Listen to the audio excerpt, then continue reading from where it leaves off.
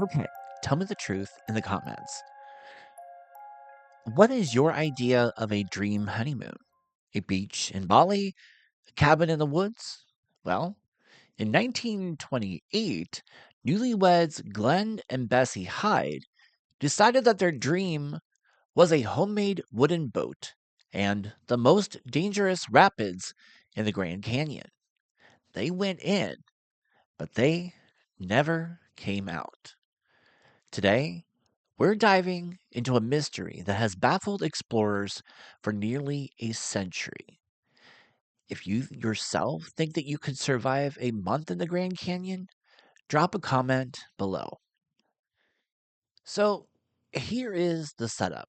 Glenn Hyde was an experienced outdoorsman, and Bessie, she was about to become the first documented woman to run the length of the Grand Canyon.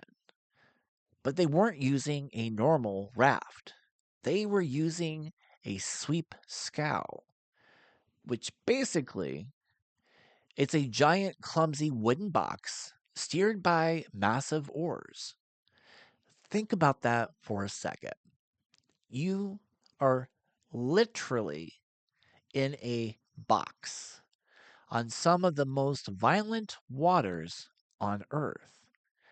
Now, they were last seen on November 18th, 1928, waving to a spectator from the shore. Everything seemed fine. They were smiling. They were on track to make history. But that was the last time anyone saw them alive. When the couple didn't show up at the end of their trip, a massive search began. And this is where it gets weird.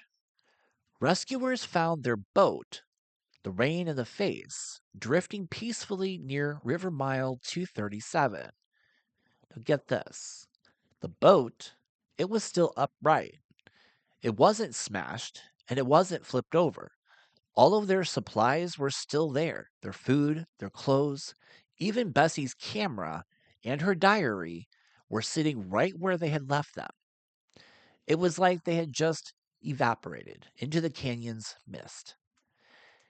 If you found a ghost boat in the middle of a canyon, would you get on it or run to the other way? Let me know.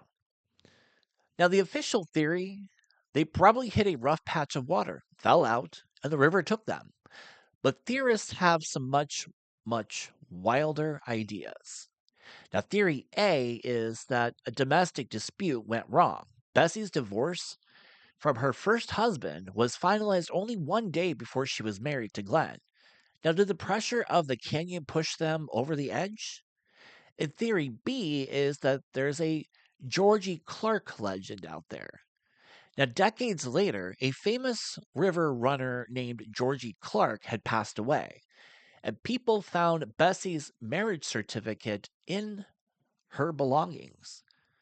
Was Georgie actually Bessie, living a secret life? What do you think? Was it a tragic accident, or did someone hike out of the canyon with a new identity?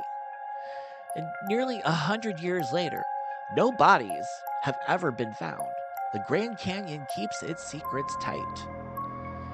Now, if you love deep dives into history's strangest disappearances, make sure to hit that subscribe button and check out my other video on the Mary Celeste. Stay curious, stay safe, and I will see you in the next one.